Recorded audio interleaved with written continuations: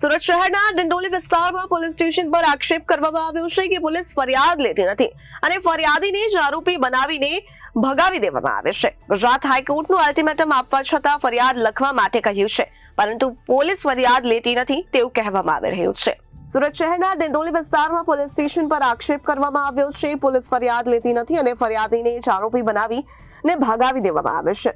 Gujarat હાઈકોર્ટનું ultimatum આપતા ફરિયાદ લખવા માટે કહ્યું છે, પરંતુ પોલીસ ફરિયાદ લેતી નથી તેવું કરવામાં આવી રહ્યું છે. બુટલેગરને છાવરવાનો પ્રયાસ કરવામાં આવતો હોય છે તેવા આક્ષેપ કરવામાં આવ્યા છે.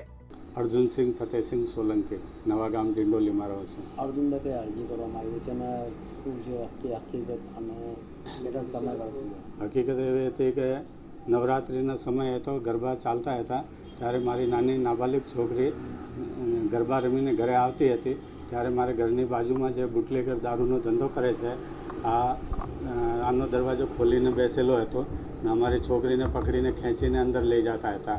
આની ઘરવાળી અને એક બાજુવાળી સોની કરીને છે એ 3-4 જણ મળીને આને મારતા હતા. તો આ બૂમાબૂમ કરી અમે જઈને આને છોડાવીને લાવ્યા ને આના પછી અમે 12 તારીખે પોલીસને, ડિંડોલી પોલીસને, કમિશનર સાહેબને અને ગૃહમંત્રી સાહેબને અમે અરજી પણ કરેલી હતી. અમને આજે પણ ધાક ધમકી આપીને મારવાની ધમકીઓ આપી તો રહે છે. શું કહેવા છો જે પોલીસ સ્ટેશન પાસે ન્યાય લેવા ગયા અને આ ન્યાય હજુ સુધી મળ્યો નથી એવા પોલીસ અધિકારીઓને કર્મચારીઓને શું કહેવાય? જે અમે ડિંડોલી પોલીસ અમે ન્યાય માંગવા ગયા તો ઉલટા અમને ફરિયાદીને ધાક ધમકી આપીને પોલીસ ગાળોગાળી કરીને અમને ભગાવી દીધેલા. અમારા જવાબ લઈને અમારી અરજી ઉપર કોઈ કાર્યવાહી કરી નથી ને ઉલટા આને દારૂવાળાને સંરક્ષણ આપે છે.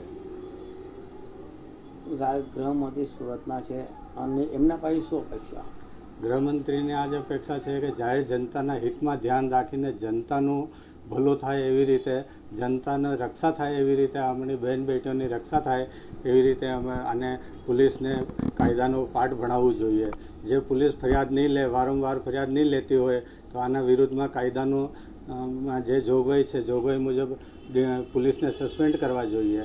એવા કોઈ કાયદા પગલાં આજ દિવસ સુધી ગૃહમંત્રી ભરેલા નહીં.